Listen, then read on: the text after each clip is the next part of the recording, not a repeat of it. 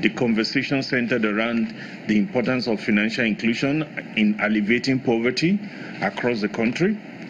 And the committee fully endorsed the plan that the Bankers Committee has put together regarding quickly onboarding more Nigerians that are currently do not have access to the banking sector. There's a plan to onboard a minimum of about 40 million Nigerians who currently do not have bank accounts over the next 3 years. We believe as a committee that deepening financial inclusion will help to alleviate poverty.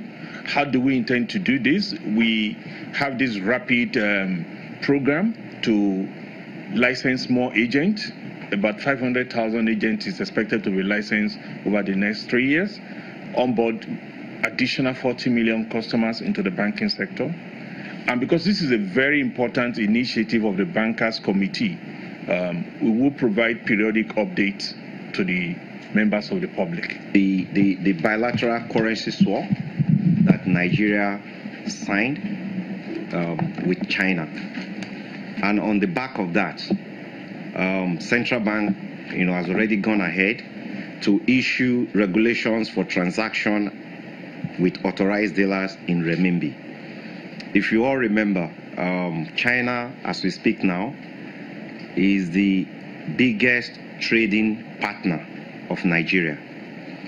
And on the back of the currency swap, Nigeria has access to 15 billion Chinese renminbi, in terms of, facilitation of trade.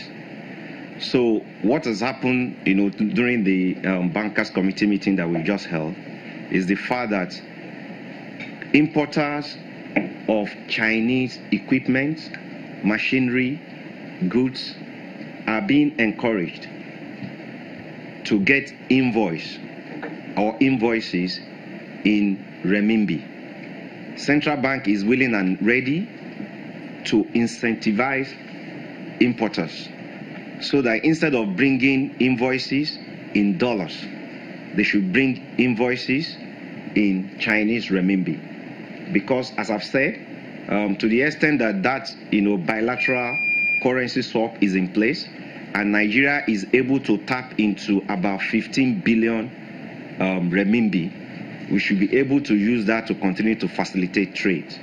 And this should speak directly to encouraging, some of the SME players who are playing in that corridor, Nigerian Chinese, trade corridor. Another point that was discussed by the committee is as follows. The committee actually recognized the threats of cyber attacks, on companies and organizations worldwide, not just in Nigeria. We therefore do not want surprises, and the committee mandated that banks should immediately strengthen their existing security operations center. It's something we must take seriously because one strike can be very, very deadly for the system.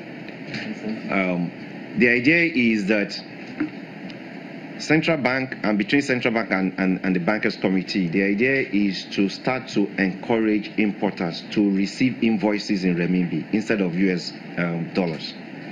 And the incentive, one of the incentives will be that a percentage, spread, right, is yet to be determined. A percentage spread will actually be given to any importer that is bringing renminbi invoice for settlement instead of bringing, a dollar invoice. So that when you look at, the overall cost, right, in terms of naira, if you bring renminbi invoice, it's going to be cheaper for the importer in coming to Central Bank to get foreign currency, which in this case will be renminbi.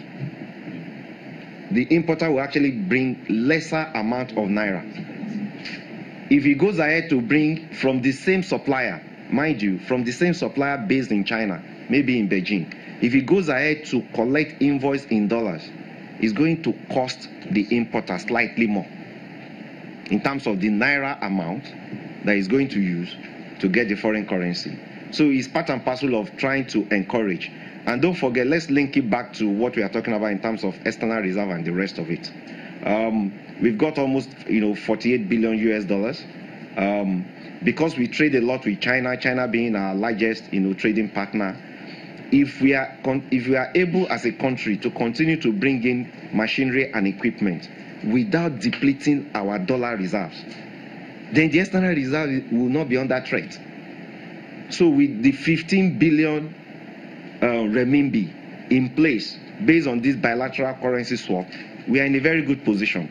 And that is why it's important to encourage importers to bring invoices in renminbi instead of dollars. Anytime invoices are obtained in dollars for import that is going to come from China, for instance, there's usually at least a 10% markup. So that 10%, you are saving instantly, minimum.